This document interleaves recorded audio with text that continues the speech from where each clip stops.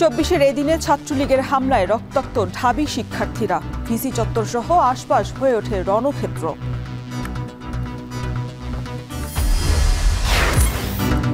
ছয় মাসে প্রতিদিন গড়ে 11 খুন, অস্থিরতা আর আইনের প্রয়োগহীনতাই দায়ী বলছেন বিশ্লেষকরা। যুক্তরাষ্ট্রের 35% শুল্ক ঘোষণায় অনেক ক্রয়াদেশ স্থগিত, বাড়তি কর নিতে অনাগ্রহ ক্রেতার। 5 মাস ধরে বন্ধ সিলেটের ফেঞ্চুগঞ্জের ইউরিয়া কারখানা, পরিচালন সীমাবদ্ধতাকেই দুষছেন কর্তৃপক্ষ।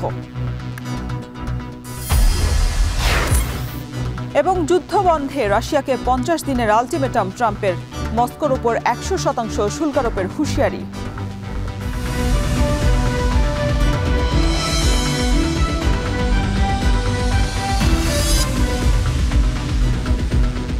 স্বাগত এখন বাণিজ্যে। পুরো আয়োজনের সঙ্গে আছি আমি শরীফ রওশন।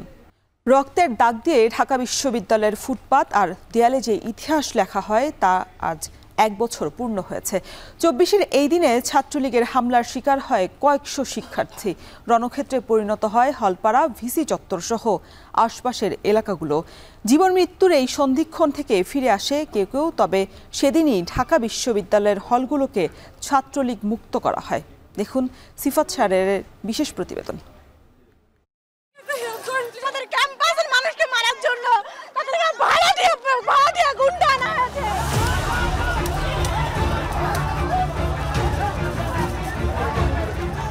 দিক বিদিক ছোটাছুটি, রক্ত, অসহায়ত্ব আর অপমান।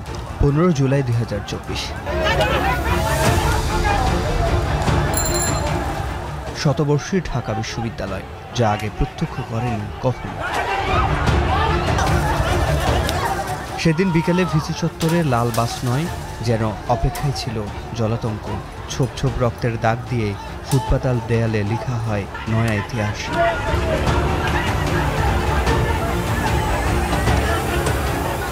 মুক্তিযোদ্ধাদের নাতিপুতিরাও পাবে না, তাহলে কি রাজাকারের নাতিপুতিরা পাবে?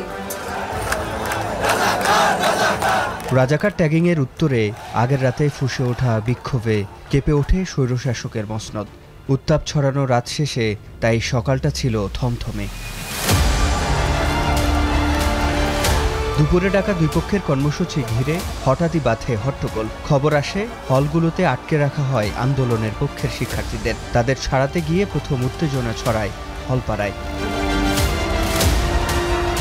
ইট পাটকেল নিক্ষেপ আর লাঠির লড়াই নৃশংসতায় রূপ নেয় তৎকালীন ছাত্রলীগের নগ্ন হামলায়। ভিসি চত্বর, মল চত্বর ও হলপাড়ায় আহত হয় শতাধিক শিক্ষার্থী। সেদিন জীবন মৃত্যু সন্ধিক্ষণ থেকে ফিরে আসেন সলিমুল্লাহ হলের রায়হান। আমার মাথায় 9টা সেলাই লেগেছে, হ্যাঁ, মাথা ইন্টারনাল ভিতরে যে ভেইন কেটে গেছে সেখানে সেলাই লেগেছে। আর মাথায় এইদিকে সেলাই করতে পারে না, এগুলো থেত লেগেছে, হ্যাঁ, জাস্ট ব্যান্ডেজ করে দিয়েছে, আলাদা আলাদা 3টা ব্যান্ডেজ ছিল। আমরা তো নারীদের প্রতি একটু সংবেদনশীলতাটা দেখাই, ছাত্রলীগে এই ন্যূনতম মানবিকতাটা, সংবেদনশীলতাটা দেখাই নাই নারীদের প্রতিও। তো আমি ওদেরকে আসলে সেভ করার চেষ্টা করছিলাম, যার জন্য ওরা আমাকে আরো বেশি টার্গেট করে। বাদ যায়নি নারী শিক্ষার্থীরাও।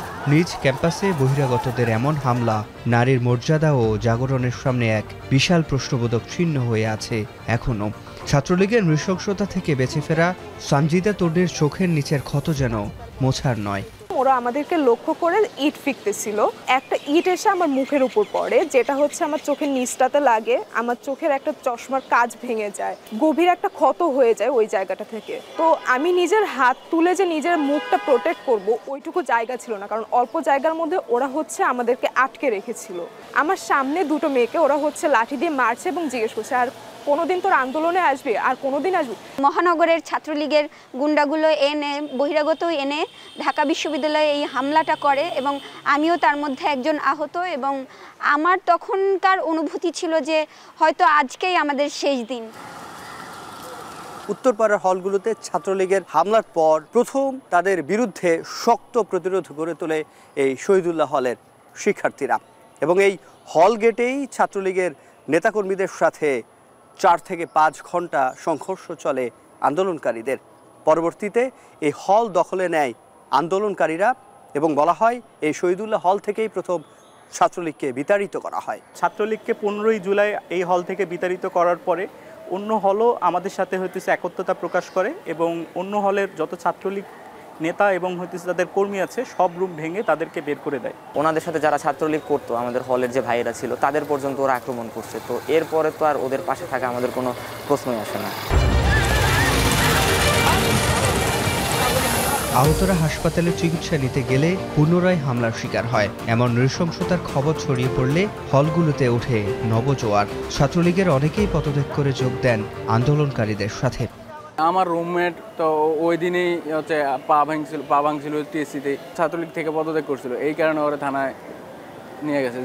জেলে ছিল প্রায় 7-8 দিন। যারে আমরা বড় ভাই হিসেবে ওই সম্মানটুকু দিলাম, সেই আমাদের আমাদের লাঠিচার্জ করছে বা আমাদের উপরে হামলা করছে। তো ট্রিটমেন্ট চলা অবস্থায় আমাদেরকে যে সকল ডাক্তাররা আমাদের চিকিৎসা দিয়েছিল তাদের উপরে কিন্তু সন্ত্রাসী ছাত্রলীগ তাদের উপরে হামলা চালায় এবং আমাদের আহত শিক্ষার্থীদের উপরেও হামলা চালায়। যুদ্ধ বিধ্বস্ত এলাকাতেও হচ্ছে হসপিটালে রোগীদের উপর হামলা করা হয় না, কিন্তু আমরা দেখলাম যারা ঢাকা বিশ্ববিদ্যালয়ে হামলার শিকার হয়েছে সেই সকল শিক্ষার্থীদেরকে ঢাকা মেডিকেলে ছাত্রলীগের সন্ত্রাসীরা পুনরায় হামলা করে একটি নজিরবিহীন ঘটনা ঘটিয়েছে।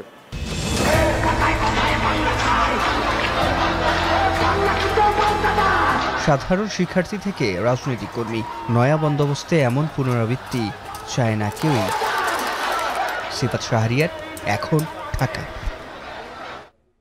গত বছর ছাত্র আন্দোলন আরও বেগবান করতে ভূমিকা রেখেছিল ঢাকা বিশ্ববিদ্যালয়ের রোকেয়া হলের শিক্ষার্থীদের হল গেট ভেঙে বেরিয়ে আসা। ঠিক এক বছর পর সেই চিত্রের পুনর্বার তৈরি। বিস্তারিত জানাচ্ছেন তসফিয়া উকরোজ। 14 জুলাই 2024 রাতের ঢাকা যখন ঘুমিয়ে, তখন রোকেয়া হলের গেট খুলে বেরিয়ে আসেন কিছু সাহসী নারী শিক্ষার্থী। তাদের পদচারণায় ভেঙে যায় নীরবতা, জেগে ওঠে প্রতিবাদ। এই মুহূর্ত থেকেই আন্দোলনের মোড় নেয় ভিন্ন দিকে, আর নারীদের কণ্ঠস্বর হয়ে ওঠে প্রতিবাদের অনন্য এক প্রতীক। 2025 সালের 14 জুলাই তারা আবার ফিরেছেন। এইবার কেবল প্রতিবাদ নয়, তারা চাইছেন রাজনৈতিক স্বীকৃতি, নেতৃত্বে অংশগ্রহণ, নীতি নির্ধারণে ভূমিকা। আজকের কর্মসূচিটার আমার কাছে মনে হয় এখানে আসা প্রত্যেকটা মেয়ের একটা দিন। মানে আমার মনে হয়েছে আমি জুলাইয়ের কন্যা। 2024 বাঙালির জীবনে একটা মানে অদ্ভুত রকমের বছর, যে বছরটায় তারা মানে শিখেছে যে আমরা নতুন করে আবার সব শুরু করতে পারি। আমরা আছি, আমরা যারা সেদিন স্লোগান দিয়েছিলাম, আন্দোলন করেছিলাম, আমরা আছি। তো ইট ফিলস গুড।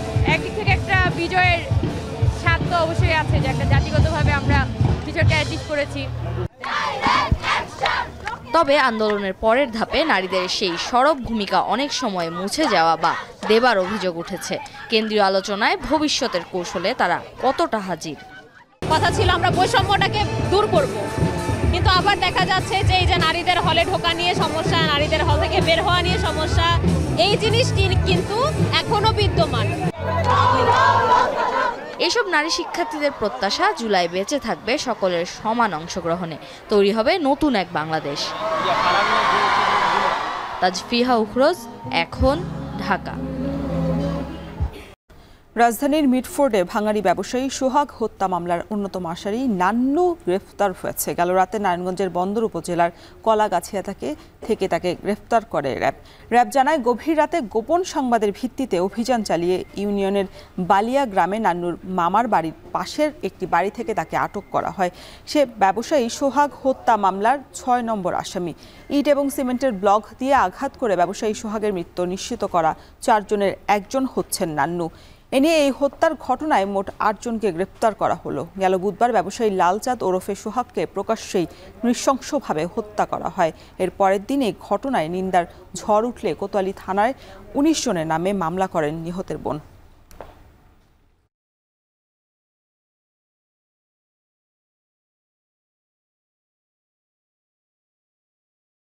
চলতি বছরের 6 মাসে খুন হয়েছে 1930 জন, প্রতিদিন গড়ে 11 জন। নারী এবং শিশু নির্যাতনের ঘটনা ঘটেছে প্রায় 12,000। এর মধ্যে ধর্ষণই আছে 2,744টি। যদিও সরকার বলছে অন্য বছরের তুলনায় অপরাধ এবার বাড়েনি। এত সহিংসতার জন্য রাজনৈতিক অস্থিরতা আর আইনের প্রয়োগ না থাকাকেই দায়ী করছেন বিশ্লেষকরা। বিস্তারিত জানাচ্ছেন জাহিদ হাসান। গেল 9 জুলাই পুরান ঢাকার মিটফোর্ড হাসপাতালের ৩ নম্বর গেটে হত্যা করা হয় ব্যবসায়ী সোহাগকে। দোকান থেকে টেনে নিয়ে হেলমেট দিয়ে প্রথমে মাথায় আঘাত করে, পরে পাথর মেরে মৃত্যু নিশ্চিত করা হয়। এ ঘটনা নিয়ে দেশ জুড়ে তোলপাড়। রোববার সিলেটের কাজির বাজারের পাশের একটি চায়ের দোকানে কর্মচারী রুমন নিহত হন। চা দিতে দেরি হওয়ায় কথা কাটাকাটি নিয়ে রুমনকে ছুরি মেরে হত্যা করা হয়। আর সোমবার ময়মনসিংহের ভালুকায় মা ও 2 সন্তানকে গলা কেটে বাসার ভেতরেই হত্যা করে রেখে যায় দুর্বৃত্তরা। ঢাকা শহরে প্রতিদিনই পাওয়া যাচ্ছে বিভিন্ন আবাসিক এলাকায় গৃহকর্মীর ঝুলন্ত লাশ। এছাড়া খালে, নদীতে, সড়কের পাশে মিলছে মানুষের মরদেহ। কিছু ঘটনায় কেউ কেউ গ্রেফতার হলেও বেশিরভাগ হত্যাকাণ্ড থেকে যাচ্ছে আলোচনার বাইরে। হচ্ছে না তদন্ত, নেই মামলার অগ্রগতিও। পুলিশ সদর দপ্তরের তথ্য বলছে, চলতি বছরের 7 মাস ধরে প্রতিদিন গড়ে খুন হচ্ছে 11 জন। জানুয়ারি থেকে জুন পর্যন্ত সারা দেশে হত্যাকাণ্ডের শিকার হয়েছেন 1930 জন। জানুয়ারিতে 294, ফেব্রুয়ারিতে 300, মার্চে 316, জুনে সর্বোচ্চ 334 জন খুনের শিকার হয়েছেন। প্রতি মাসে মহামারীর আকার ধারণ করছে হত্যাকাণ্ড। দেশের সব থানায় মামলার সংখ্যা থেকে এই চিত্র ফুটে উঠেছে। সবচেয়ে বেশি খুন হচ্ছে ঢাকা মহানগরে, এরপরেই চট্টগ্রাম অঞ্চলে বেশি খুনের ঘটনা ঘটছে। এছাড়া কুমিল্লার মুরাদনগরে নারীকে ধর্ষণ করে বিবস্ত্র করার দৃশ্য তোলপাড় হয় দেশ জুড়ে। 6 মাসে সারা দেশে 11,008টি নারী ও শিশু নির্যাতনের ঘটনা ঘটেছে, যার মধ্যে প্রায় 3,000 ধর্ষণের ঘটনাও রয়েছে। দেশে হত্যাকাণ্ড কেন বাড়ছে, নিয়ন্ত্রণ কেন করা যাচ্ছে না, এমন প্রশ্নের জবাবে রাজনৈতিক বিশ্লেষক অধ্যাপক সিদ্দিকুর রহমান বলেন, ভঙ্গুর আইনশৃঙ্খলা পরিস্থিতি আর রাজনৈতিক অস্থিরতায় হত্যাকাণ্ড বাড়ছে। বাংলাদেশের যে রাজনৈতিক সংস্কৃতি, সেইখানে পরমত সহিষ্ণুতার কোনো জায়গা নেই। একে অন্যের রাজনৈতিক আদর্শের প্রতি সহনশীল শ্রদ্ধাবোধ প্রদর্শন, এটা আমাদের কালচারে গড়ে ওঠে না। ফলে আপনি এই হত্যাকাণ্ডগুলোর অনেকগুলোর পেছনে দেখবেন যে রাজনৈতিক কারণ আছে। এই অস্থিরতা কিছুটা রোধ করা যায় যখন মানুষের আইনের শাসন থাকে, কিন্তু বাংলাদেশে তো আইনের শাসনের ঘাটতি আছে প্রচণ্ড রকমের। সেখানে ন্যায় বিচার, সুবিচার, সেটারও ঘাটতি আছে। আমরা তো একটা অন্তর্বর্তীকালীন অবস্থার মধ্যে আছি, সেটার মধ্যে এই অন্তর্বর্তী পরিস্থিতির সুযোগ নিয়ে এটার প্রবণতাটা অনেক বেশি বেড়ে গেছে। সমাজে হানাহানি বেড়ে যাচ্ছে, মানুষ সহিংস হয়ে উঠছে। এত সংঘাত বাড়ছে কেন, এমন প্রশ্নের জবাবে মনোবিজ্ঞানী অধ্যাপক মেহজাবিন হক বলেন, অপরাধকে রাষ্ট্রীয়ভাবে উৎসাহিত করায় মানুষ দিন দিন হিংস্র হচ্ছে। যখন তারা দেখবে যে ভালো কাজে পুরস্কৃত হচ্ছে না, বরং মন্দ কাজের প্রতি মানুষের আকর্ষণ বেশি। কেন আকর্ষণ বেশি?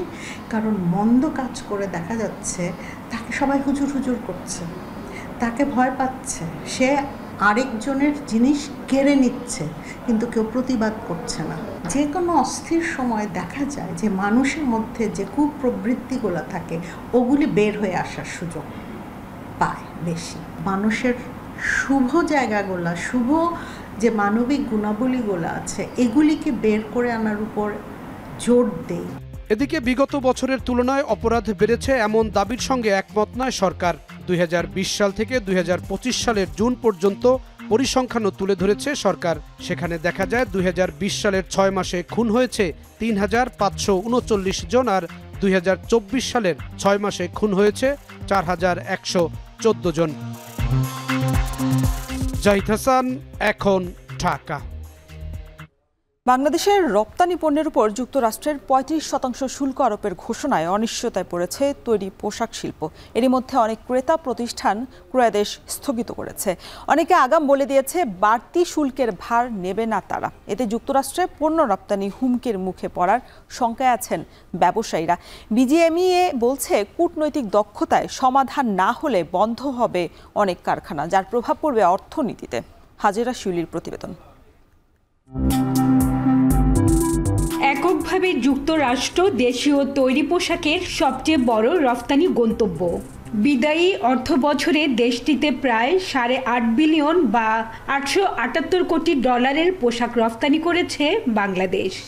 যদিও 1 আগস্ট থেকে বাংলাদেশি রফতানি পণ্যের ওপর ট্রাম্প প্রশাসনের 35% শুল্ক বাড়ানোর ঘোষণায় নড়েচড়ে বসেছেন মার্কিন ক্রেতারা। এই বিষয়ে চূড়ান্ত সিদ্ধান্ত না হওয়া পর্যন্ত আগের দেয়া ক্রয়াদেশ আপাতত স্থগিত রাখতে বলছেন বেশ কিছু ক্রেতা প্রতিষ্ঠান। কেউ কেউ ইঙ্গিত দিয়েছেন বাড়তি শুল্কের বোঝা বইতে হবে রপ্তানিকারককে, যা এই শিল্পের জন্য বড় ধাক্কা হিসেবে দেখছেন উদ্যোক্তারা। উচ্চ শুল্ক বহাল থাকলে অর্ডার বাতিল কিংবা পোশাকের মূল্য কমিয়ে দেবে ক্রেতা, এমন শঙ্কায় ভুগছেন রপ্তানিকারকরা। এখনকার মার্কেটিংটা বায়াররা যে অর্ডারগুলো প্লেস করছে তারা একটা কন্ডিশন দিয়ে প্লেস করছিল যে ট্যারিফ ইস্যুর উপরে অনেক কিছু নির্ভর করে। তারা বলছে ঠিক আছে আমি অর্ডারটা দিচ্ছি, কিন্তু ইউএস ট্যারিফটার ডিসিশন কি হয় ওটা যদি তোমাদের ফেভারে না থাকে তখন তোমাদেরকে এটা ক্যারি করতে হবে। তখন এটা ক্যারি করার সামর্থ্য তো আসলে সেক্টরে নেই, কারণ আমরা তো আসলে অ্যাফোর্ড করতে পারবো না। যে মালগুলো আমাদের প্রোডাকশন হাউসে আছে বা যেগুলো আমরা নেক্সট মান্থে শিপমেন্ট করব বা আপকামিং যে শিপমেন্ট করব সেগুলোর উপর হয়তো বায়াররা নতুন করে চিন্তা করবে, বায়ার অর্ডার ক্যান্সেলেশন একটা ইস্যু আছে। হ্যাঁ, ওভারঅল যে ব্যাপারটা হচ্ছে টেরিফটা তো অ্যাকচুয়ালি জনগণের উপর পড়বে, যারা এন্ড ইউজার, যারা ক্রয় করবে তাদের উপরই তো পড়বে। এখন তাদের উপর যখন পড়বে আলটিমেটলি বাইং ক্যাপাসিটিটা অনেক কমে যাবে। বর্তমানে যুক্তরাষ্ট্রে পণ্য রফতানিতে 15 থেকে সর্বোচ্চ 32% শুল্ক দিতে হয়। নতুন ঘোষণা কার্যকর হলে গড়ে শুল্ক দাঁড়াবে 51%। ব্যবসায়ীরা বলছেন বর্ধিত শুল্ক হার বহনের সক্ষমতা নেই রপ্তানিকারকদের। এটি কার্যকর হলে বিপর্যয়ের মুখে পড়বে তৈরি পোশাক খাত। স্বাভাবিকভাবেই কম মূল্যের বাজারে ঝুঁকবে ক্রেতা, ফলে বন্ধ হয়ে যাবে যুক্তরাষ্ট্র নির্ভর অনেক তৈরি পোশাক কারখানা। চট্টগ্রাম থেকে মার্কিন বাজারের 60% পোশাক রফতানি হওয়ায় বেশি বিপদে পড়বেন এখানকার উদ্যোক্তারা। এই যে অর্ডারগুলো রানিং আছে আমরা ভয়ে আছি সবচেয়ে বেশি। আমার বায়ার যদি কালকে বলে আমার বাড়তি ডিউটিগুলো তোমাকে পেমেন্ট করতে হবে, না হলে আমার গুডস আমি নিব না, সেক্ষেত্রে কিন্তু আমার জন্য পুরাটা লাইবিলিটি হয়ে ওই ফ্যাক্টরি কলাপস হয়ে যাবে। এবং এত শ্রমিক নিয়ে যদি কোনো ফ্যাক্টরি বন্ধ হয় তাহলে যাবে কোথায়? এবং এটা যদি না কমায়, আমি ফিউচারের কথা বলছি না, রানিং যারা আমরা যে রানিং অর্ডারগুলো আছে এগুলো নিয়ে সবাই কিন্তু মুখ থুবড়ে পড়বে। যুক্তরাষ্ট্রের বাজার ধরে রাখতে বাংলাদেশের প্রতিদ্বন্দ্বী দেশগুলোর সাথে মার্কিন বাজারে শুল্ক হারে সমতা রাখতে সরকারকে জোরালো পদক্ষেপ নেওয়ার আহ্বান ব্যবসায়ীদের। কনসিকুয়েন্স যদি এটা অক্ষুণ্ণ থাকে তাহলে বাংলাদেশের বর্তমান যে প্রায় 9 বিলিয়ন ডলারের যে বিজনেস আমেরিকাতে আছে এটা 3 বিলিয়নের মধ্যে চলে আসবে। যারা আমরা আমেরিকান মার্কেটে ব্যবসা করি হুট করে আমরা কিন্তু নতুন বাজারে প্রবেশ করার কোনো অপশান নাই। বিজনেস একটা নেগোসিয়েশন, ফেলোশিপ এবং অনেক দিনের একটা বিজনেস ফ্রেন্ডলি থাকে। তবে এইটুকু বলতে চাই যে সরকার যে কোনো কিছুর বিনিময়ে লাইক অন্যান্য কান্ট্রি যেভাবে এগিয়ে আসছে সেভাবে বিনিময়ে যদি আমেরিকান সরকারের সাথে যদি একটা সুরাহা করে তাহলে আমরা মনে করছি যে আমাদের এই যে ট্যারিফটা অন্য দেশের সাথে সমতা আসবে। বিশ্ব বাজারে বর্তমানে দ্বিতীয় শীর্ষ পোশাক রপ্তানিকারক দেশ বাংলাদেশ। তবে প্রধান প্রতিযোগী দেশ ভিয়েতনাম ছাড়াও ইন্দোনেশিয়া, তুরস্ক ও ভারতীয় পণ্যের ওপর মার্কিন শুল্ক হার কম হওয়ায় কঠিন চ্যালেঞ্জের মুখে বাংলাদেশ। হাজিরা শিউলি, এখন চট্টগ্রাম। রাজধানীর বর্ষা মানেই বৈচিত্র্যময় নাগরিক অনুভব। কদম ফুলের ঘ্রাণ, ভেজা ফুটপাত, প্রেম আর স্বপ্নময়তা নিয়ে যাবিত জীবনে কাব্যিক অনুভব জাগায় এই ঋতু। রোমান্টিকতা আর জীবন বাস্তবতার দ্বৈরথে বর্ষা আঁকে প্রেম এবং সংগ্রামের এক অনুপম চিত্রই। বর্ষণমুখর এই দিনে নগরীর গলিঘুপচি থেকে রাজপথের বাহারি সেই গল্পই তুলে ধরেছেন আতিক মেজবা লগ্ন। ক্যামেরায় ছিলেন জামাল খান।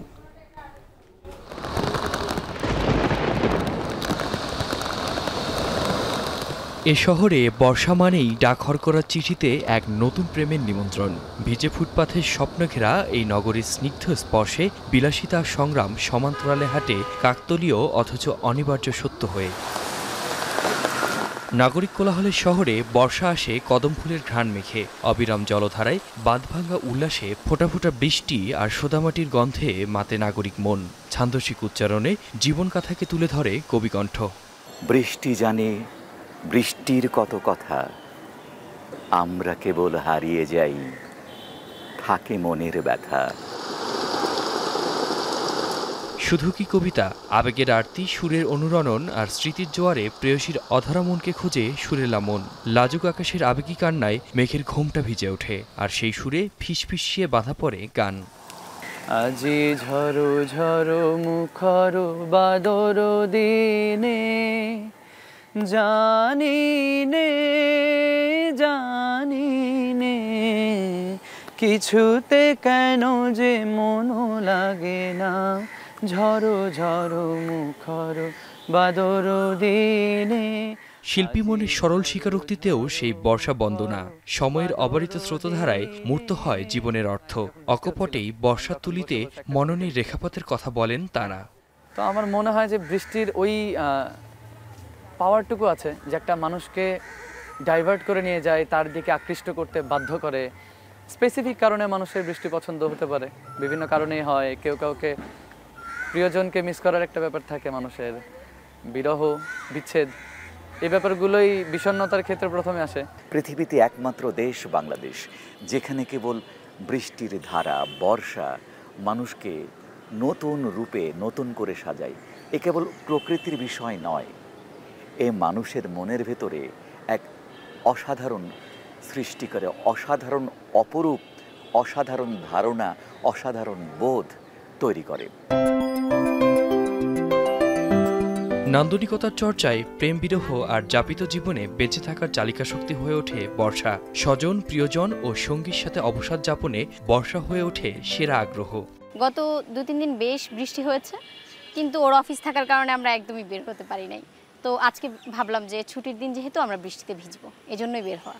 গ্রীষ্মের এই প্রচণ্ড তাপদাহের পরে মানুষ যখন একটা দুঃখ ক্লান্ত মুমূর্ষ প্রকৃতির মাঝে থেকে থেকে নিজের জীবন বিষাদ করে ফেলে, ঠিক ওই মুহূর্তে বর্ষা তার সজীবতা নিয়ে, তার সমস্ত রং নিয়ে প্রকৃতির মাঝে একটা নতুন রূপের খেলা সৃষ্টি করে। শহরের ক্যানভাসে বর্ষার আঁকিবুকিতে স্থান পায় সংগ্রামের দৃশ্যপট। বৃষ্টি থামলেই ভেজা ডানায় ক্লান্ত পাখিরা বের হয় খাবারের খোঁজে। কাদায় পা ফেলে ক্ষুধার বিরুদ্ধে শুরু হয় এক নীরব যুদ্ধ। সংগ্রামের এই গল্প শুধু পাখিতেই নয়, সামিল হয় নগরের ছিন্নমূল মানুষ থেকে দিনমজুর সবাই। রিকশার হ্যান্ডেলে জমে থাকা পানির ফোঁটায় যেন জীবনের প্রতিচ্ছবি দেখে চালক। কাদা ভাঙা রাস্তায় ক্লান্ত প্যাডেল সাক্ষ্য দেয় জীবনের সংগ্রামের। ঝড় বৃষ্টির জন্য গাড়িয়ে চালান যায় না, আজকে এই 1 সপ্তাহ ধরেই চলতেছে এরকম টিপ টিপ আর বৃষ্টি, একদম কাপড় চোপড় ভিজা যায় শেষ। ভাড়া ভিত্তাও কম, ভাড়া ভিত্তাও নাই বেশি। হাঁটু পানিতে আটকে যাওয়া দৃশ্য অহরহ। বেঁচে থাকার জন্যই যেন ধৈর্যের লেশ টেনে লম্বা করেই দিনযাপনে কর্মব্যস্ত নগরবাসী।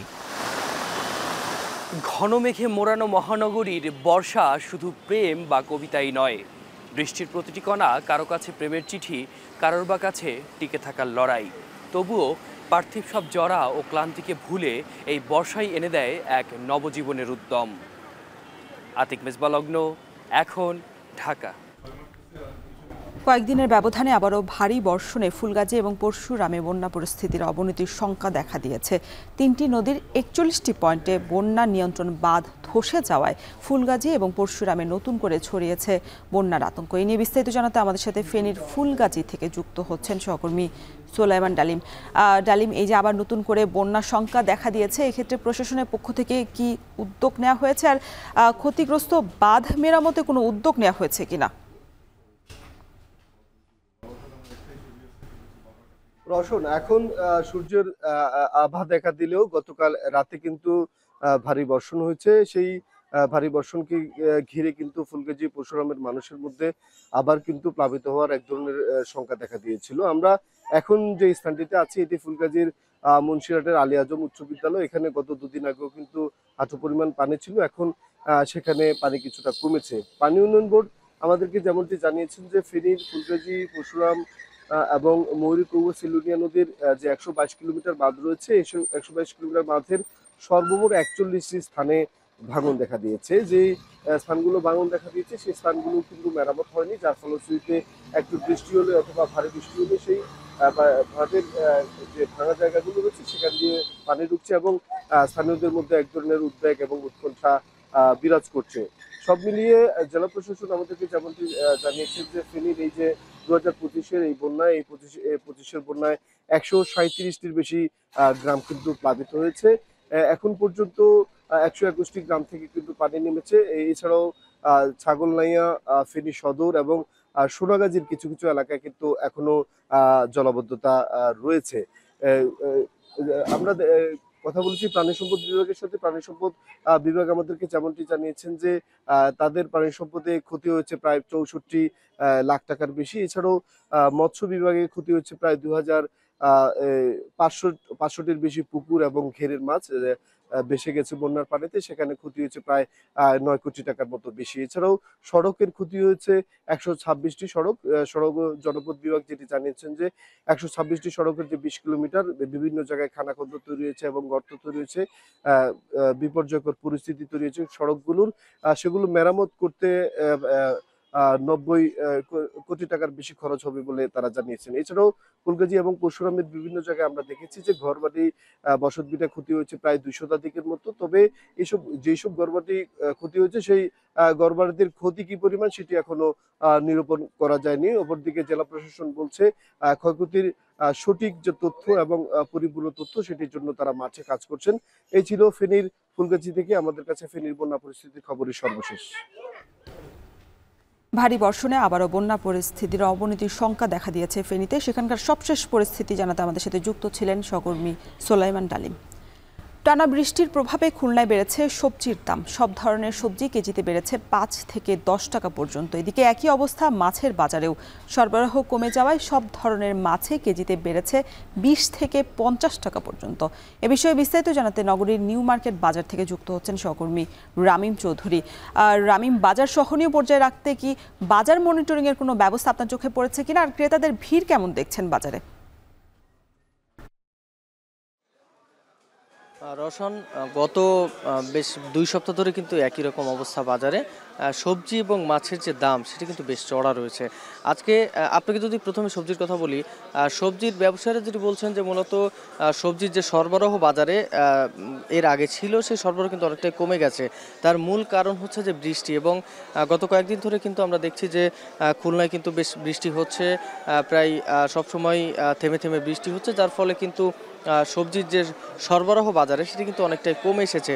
বিশেষ করে সবজির যেসব জায়গা থেকে উৎপাদন করা হয় সেই জায়গাগুলোতে কিন্তু পানি উঠে যাচ্ছে, এবং যার ফলে কিন্তু সবজির যে উৎপাদন যে বিষয়টি রয়েছে সেটি কিন্তু ব্যাহত হচ্ছে, যার ফলে সবজির যে দাম সেটি কিন্তু বেশ চড়া রয়েছে বললেই চলে। এখানে আপনাকে যদি বেশ কিছু সবজির দামের কথা বলি, পটল আজকে বিক্রি করা হচ্ছে 50 থেকে 60 টাকার মধ্যে, এবং উচ্ছে বিক্রি করা হচ্ছে প্রতি কেজি 80 টাকা। তবে বেগুনের দাম কিন্তু বেশ চড়া রয়েছে আজকে। বেগুন কিন্তু প্রতি কেজি বিক্রি করা হচ্ছে 120 টাকা করে। এছাড়াও কাঁকরোল বিক্রি করা হচ্ছে 80 টাকা। তবে কাঁচা মরিচের দাম কিন্তু বাজারে বেশ অনেক বেশি বললেই চলে, যে 240 টাকা কিন্তু আজকে প্রতি কেজি বিক্রি করা হচ্ছে। পাইকারি বাজারে কিন্তু 220 টাকা করে কিনছেন, এবং খুচরা বাজারে বিক্রি করা হচ্ছে 240 টাকা। তবে এখানে মাছের বাজারের কথা যদি আপনাকে একটু বলি, মাছের বাজারেও কিন্তু একই রকম অবস্থা।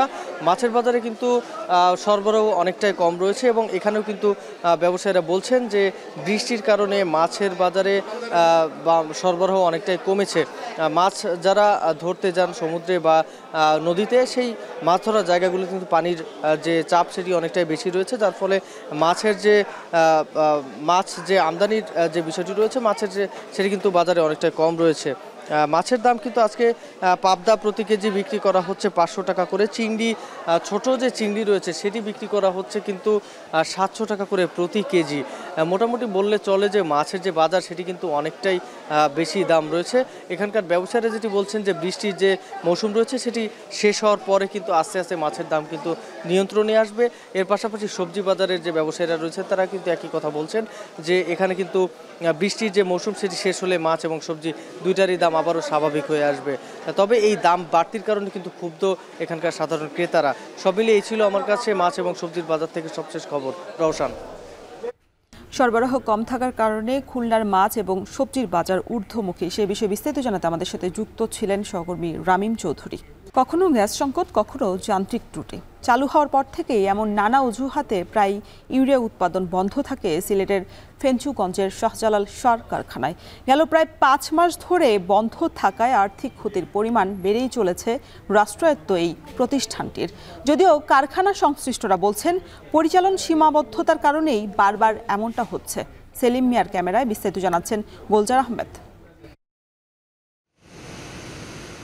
দেশের বৃহত্তম ইউরিয়া উৎপাদন কেন্দ্রগুলোর মধ্যে অন্যতম সিলেটের ফেঞ্চুগঞ্জের শাহজালাল সার কারখানা। তবে দীর্ঘদিন ধরে এখানে থমকে আছে উৎপাদন। গ্যাস সংকট ও যান্ত্রিক ত্রুটির কারণে 2024 সালের মার্চ থেকে 3 দফায় কারখানা বন্ধ ছিল 125 দিন, আর চলতি বছরে 12ই মার্চ থেকে এখন পর্যন্ত বন্ধ রয়েছে উৎপাদন। কারখানা বন্ধ থাকায় 1100 টন ইউরিয়া সার উৎপাদন সক্ষমতার এ কারখানায় দৈনিক গড়ে ক্ষতি হচ্ছে প্রায় 2.5 কোটি টাকা। 3 দফা উৎপাদন বন্ধ থাকায় ক্ষতির পরিমাণ দাঁড়িয়েছে 500 কোটি টাকারও বেশি। সার উৎপাদন বন্ধ থাকায় ইউরিয়া ও অ্যামোনিয়া সংকট বেড়েই চলেছে। ফলে আমদানি করা সার কিনতে গিয়ে অতিরিক্ত অর্থ ব্যয় করতে হচ্ছে ব্যবসায়ীদের। উৎপাদন বন্ধের পেছনে হিমাগারের তরল অ্যামোনিয়ারও সংকটকে অন্যতম কারণ হিসেবে দেখছেন ব্যবসায়ীরা। আমরা ব্যবসায়ী বলতে ক্ষতিগ্রস্ত হয়ে খেতে, আমরা টাইম মতো মালটা না পাই, তাহলে আমরা অর্থনৈতিক দিক দিয়ে হোক সব দিক দিয়ে তো আমরা ক্ষতিগ্রস্ত। ইদানিংকালে গ্যাসের সংকটের কারণে বেশ কিছু ইউরিয়া কারখানা আমাদের বন্ধ রয়েছে। 1 টন ইউরিয়া সার বাইরে থেকে আনতে গেলে আমরা ডলার হিসাবে আনতে হয়, আর আমাদের এখান থেকে ধরেন যদি প্রোডাকশন হয় তা আমাদের অনেক কম। যদিও কারখানাটির ব্যবস্থাপনা পরিচালক বলছেন, উৎপাদন স্বাভাবিক না থাকার পেছনে গ্যাস সংকট, আমলাতান্ত্রিক জটিলতা আর দক্ষ জনবলের অভাব অন্যতম কারণ। তবে আগামী সেপ্টেম্বরের মধ্যেই ফের উৎপাদনে যাওয়ার আশ্বাস এই কর্মকর্তার। এটা বিভিন্ন আমলাতান্ত্রিক জটিলতা আছে, পুরো প্রক্রিয়া আছে, শিডিউলমেন্ট আছে, ফিনান্সিয়াল ডিপার্টমেন্টের আছে, তারপরে আপনার নো হাওয়ের অভাব আছে, দক্ষ জনবলের অভাব আছে, ভেরিয়াস রিজন। এখন কেন নাই এর জবাব তো দেওয়ার এখতিয়ারও আমার না, আর এটা আমারও বিষয় না, কারণ আমি আদার ব্যাপারে জাহাজের খবর তো আমি দিতে পারবো না। এটা আমার রাষ্ট্রীয় পলিসি, রাষ্ট্রীয় অনেক সীমাবদ্ধতা আছে। 2016 সালে যাত্রা শুরু করে ফেঞ্চুগঞ্জের আধুনিক এ কারখানাটি ব্যয় হয়েছিল প্রায় 5,500 কোটি টাকা। প্রতিদিন 1760 টন ইউরিয়া ও 1000 টন অ্যামোনিয়া উৎপাদনের লক্ষ্যমাত্রা থাকলেও বেশিরভাগ সময়ই লক্ষ্যমাত্রায় পৌঁছাতে পারেনি প্রতিষ্ঠানটি। উৎপাদনে আসার পর থেকে সিলেটের এই শাহজালাল সার কারখানাটি একের পর এক কারিগরি এবং পরিচালনাজনিত ত্রুটির কারণে উৎপাদন ব্যাহত হচ্ছে। এর ফলে সরকার যেমন একদিকে আর্থিকভাবেও ক্ষতিগ্রস্ত হচ্ছে, তেমনি অন্যদিকে কৃষি খাতে সার সরবরাহে দেখা দিচ্ছে ঘাটতি। সংশ্লিষ্টরা বলছেন, দীর্ঘমেয়াদী পরিকল্পনা আর রক্ষণাবেক্ষণের দুর্বলতাই এর প্রধান কারণ। গুলজার আহমেদ, এখন ফেঞ্চুগঞ্জ, সিলেট। অপরাধীদের গতিবিধি পর্যবেক্ষণ সহ চাঁদপুর শহর নিরাপদে রাখতে গুরুত্বপূর্ণ স্থানে বসানো হয় সিসি ক্যামেরা। এতে দ্রুতই পাল্টে যায় আইন শৃঙ্খলা পরিস্থিতি। তবে পর্যবেক্ষণের অভাবে একে একে নষ্ট হয়ে গেছে সব ক্যামেরা। এতে শহরে বেড়েছে অপরাধ প্রবণতাও। সমস্যা সমাধানে উদ্যোগ নেওয়ার কথা জানিয়েছে পুলিশ। তালহা জুবাইরের প্রতিবেদন। 2 লক্ষাধিক মানুষের বসবাস চাঁদপুর শহরে। প্রায় 26 বর্গ কিলোমিটার আয়তনের পৌরসভায় মানুষের পাশাপাশি বাড়ছে ভবনও। জননিরাপত্তায় 2019 সালে শহর জুড়ে 60টি ক্লোজ সার্কিট ক্যামেরা বসায় পুলিশ, কিন্তু রক্ষণাবেক্ষণ না থাকায় 2 বছরের মধ্যেই বিকল হয়ে যায় প্রায় সবগুলো ক্যামেরা। শহরের কালীবাড়ি, লঞ্চঘাট, মোলহেড, বাস স্ট্যান্ড সহ ব্যস্ততম এলাকাগুলো এখন ক্যামেরা শূন্য। ফের মাথাচাড়া দিয়েছে কিশোর গ্যাং, পাল্লা দিয়ে বাড়ছে ছিনতাই ও ইপটিজিং। শুধু নিরাপত্তা নয়, ফুটেজ বিশ্লেষণের মাধ্যমে যানজট নিয়ন্ত্রণেও কাজ করত এসব ক্যামেরা। সম্প্রতি শহরের স্ট্যান্ড রোডে এক প্রতিষ্ঠানে ঘটে বড় ধরনের চুরির ঘটনা। 20 লাখ টাকার পণ্য আর 8 লাখ টাকা নগদ নিয়ে যায় চোরচক্র। পুলিশ কয়েকজনকে আটক করলেও উদ্ধার হয়নি কিছুই। শহরের নিরাপত্তা নিশ্চিতে দ্রুত সিসি ক্যামেরা বসানোর দাবি পৌরবাসীর। সিসি ক্যামেরা থাকলে এই জিনিসটা থেকে অনেকটাই মেন্টালিটি ভাবে আমরা অনেকটা সেফ থাকি, যে না হ্যাঁ ইমার্জেন্সি কোনো একটা পদক্ষেপ নেওয়া যেতে পারে। বিভিন্ন জায়গায় চুরিও হয়।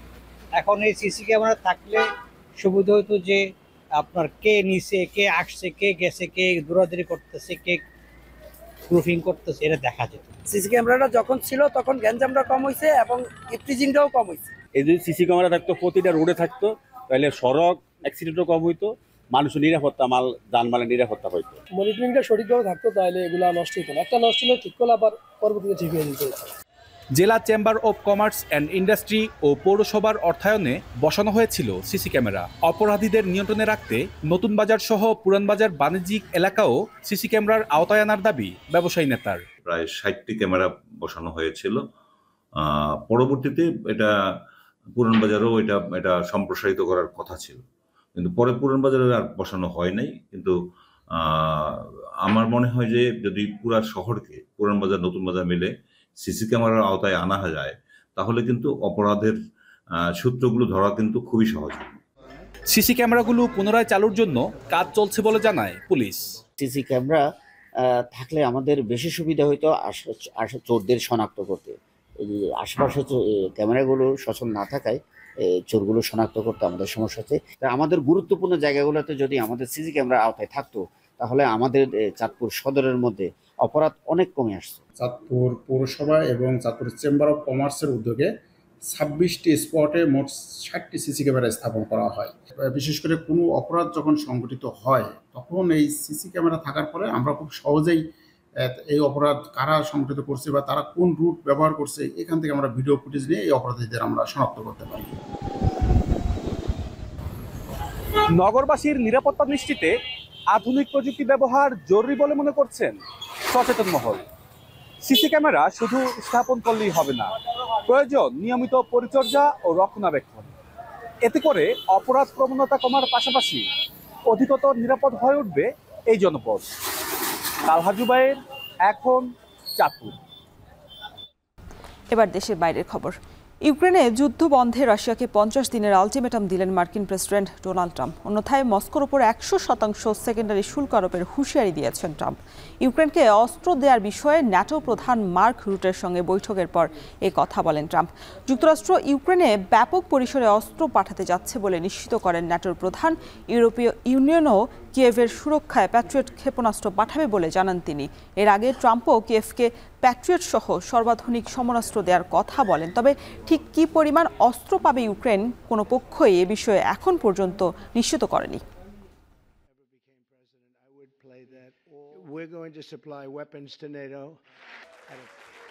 30% শুল্ক বহাল রাখলে যুক্তরাষ্ট্রের সঙ্গে ইউরোপীয় ইউনিয়নের বাণিজ্য বন্ধ হয়ে যাবে বলে আশঙ্কা করেছেন জোটের বাণিজ্য কমিশনার। গভীর উদ্বেগে আছেন বিনিয়োগকারীরাও। যুক্তরাষ্ট্র ইউরোপ বাণিজ্য যুদ্ধের সতর্ক বার্তা দিয়েছেন বিশেষজ্ঞরা।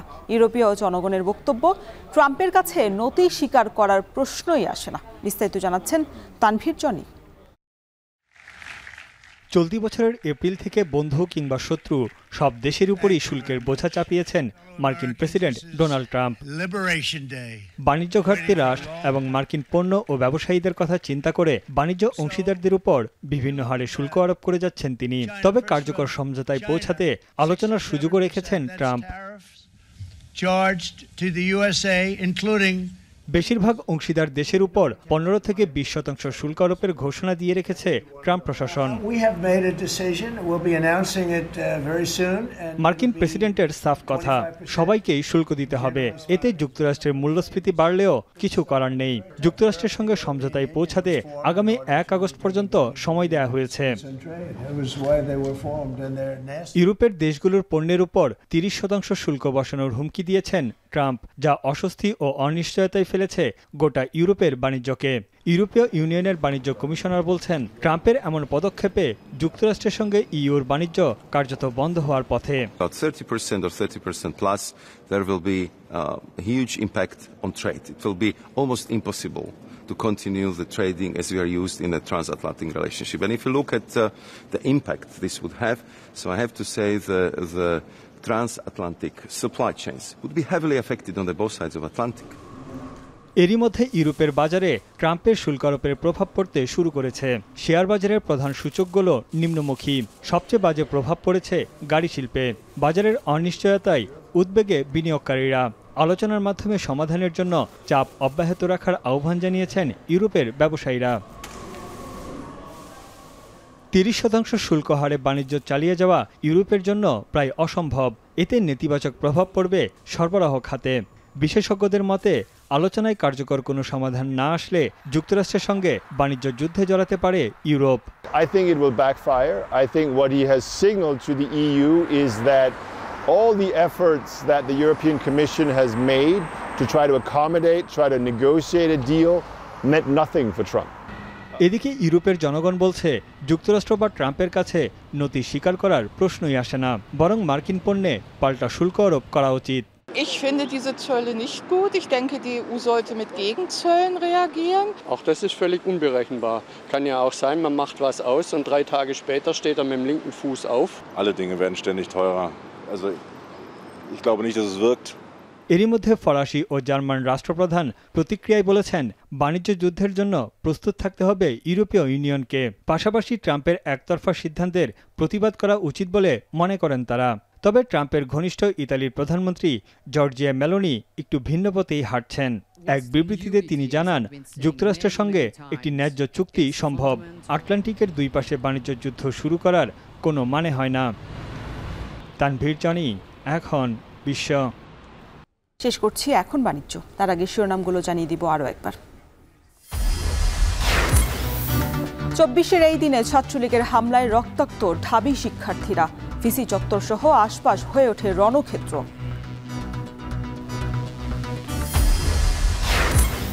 সোহাগ হত্যায় আরও একজন গ্রেপ্তার, অভিযুক্ত নান্নু ইটের ব্লক দিয়ে আঘাত করা 4 জনের একজন।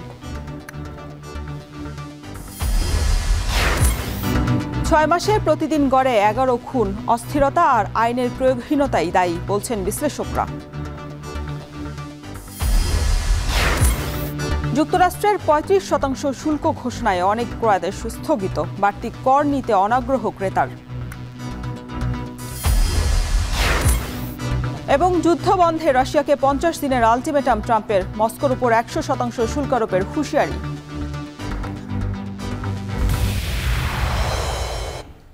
এই ছিল এখন বাণিজ্যের আয়োজনে। এখন টেলিভিশন ওয়েবসাইটে দেখতে ভিজিট করুন www.ekhon.tv। এছাড়া ফেসবুকে দেখতে ভিজিট করুন facebook.com/tv.ekhon এবং ইউটিউবে যুক্ত থাকতে ভিজিট করুন youtube.com/c/ekhon tv।